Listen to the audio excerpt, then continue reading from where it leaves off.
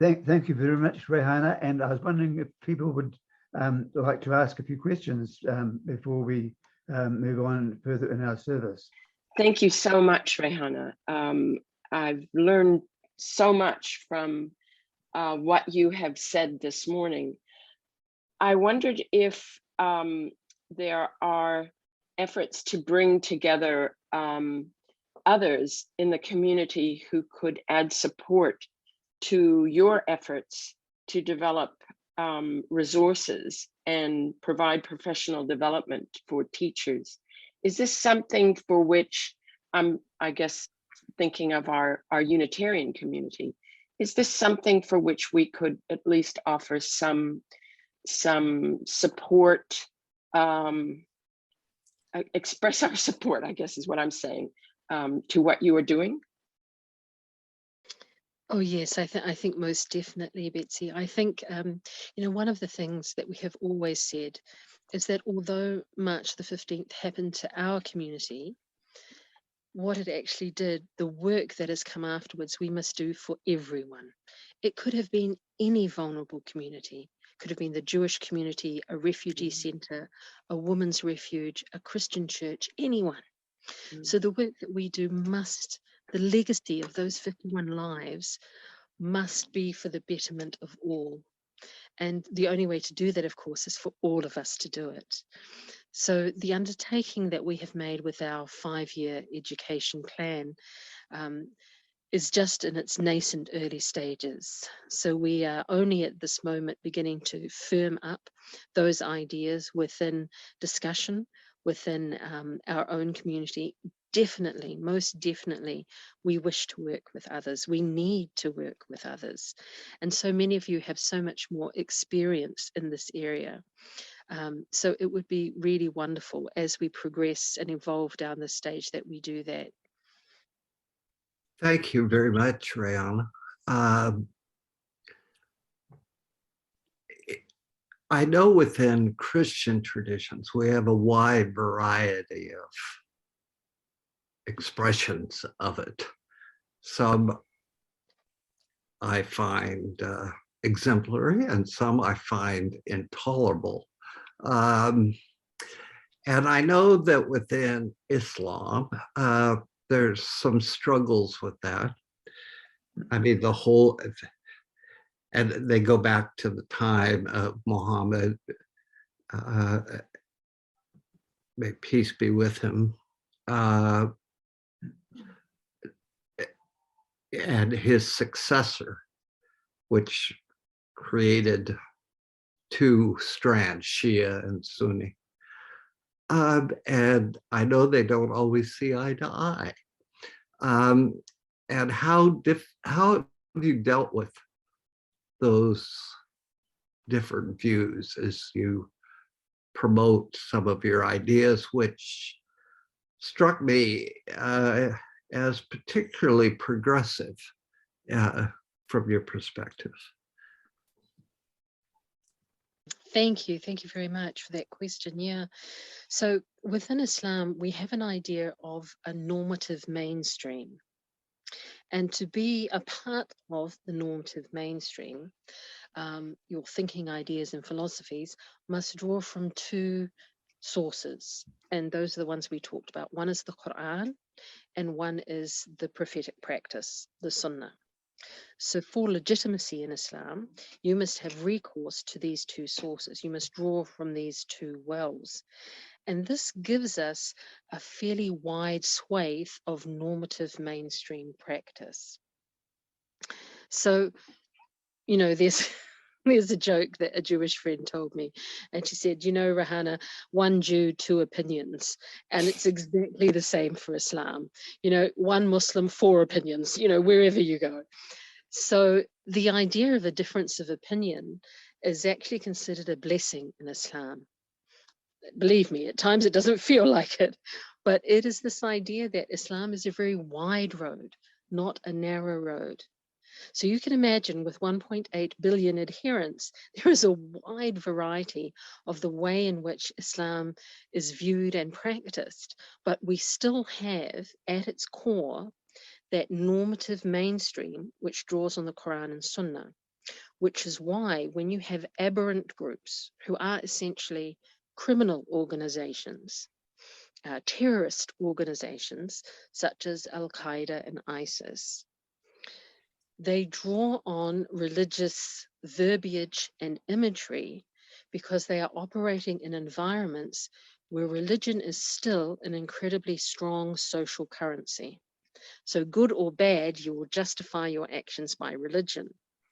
The question is it legitimate?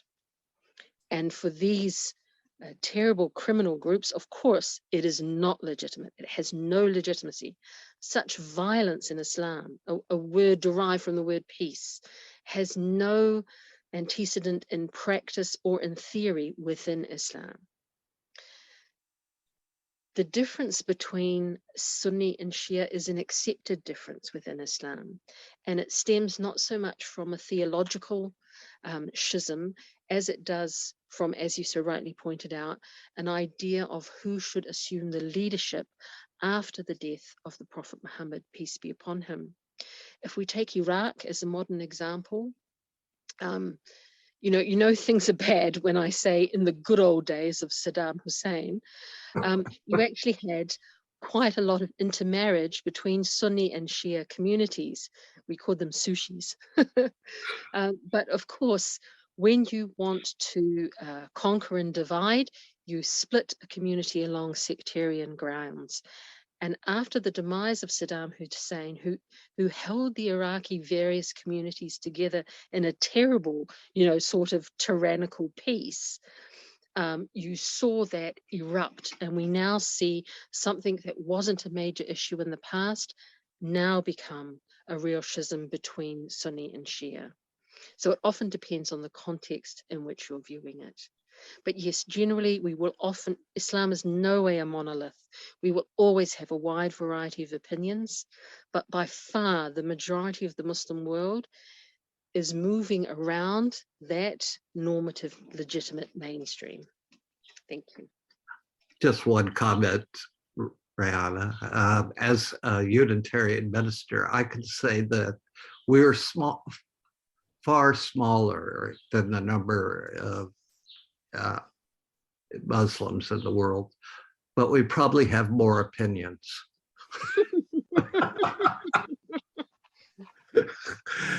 Thank you. I wonder if I could chip in with a question or two here. Rehanna, I was interested to hear that you are planning to provide resource material for schools about Islam. But as I said in my introduction, the government has a plan to do just that. It has commissioned Professor Paul Morris to start a discussion about religious studies in schools, and that report is still waiting to be actioned, but it's his plan. He has produced a list of suggestions for professional teaching about all religions. And it seems to me that the plan that you're talking about goes in a different direction. Are you aware of the plan that Paul Morris has been doing and which is still waiting for action?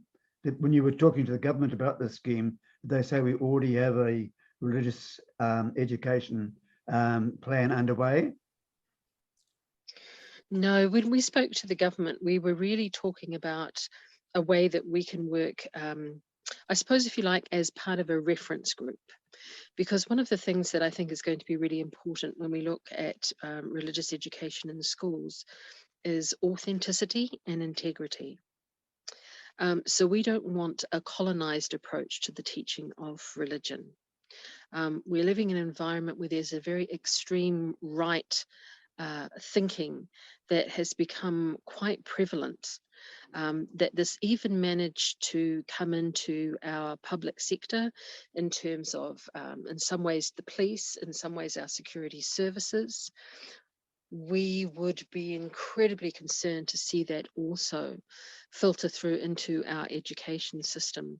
So really, we're offering ourselves as a community to be part of a reference group to work alongside government. A very popular word at the moment is co-design. we don't aspire to such heights with the Ministry of Education. And we have worked with Professor Paul Morris for many years in the interfaith sector in the past. And so what we find is that often government will go to the academic sector from which Professor Paul Morris hails in order to talk about religion because they think that that's objective. But whatever framework they come up with, we are there to work with them and try to ensure, as we hope it will be the case for all different religious communities, that we maintain that authenticity and integrity of content of resources. Well, thank you very much, Rehanna. And I had one smaller question to follow. Would you, what would you feel about non-religious people also providing resource material, in particular, two main groups of atheists and humanists? Would Muslims be happy to have them also providing resource material for schools? Yes, of course. I think part of what we're trying to do is we're trying to broaden people's knowledge about who they're living with, about the world in which they exist.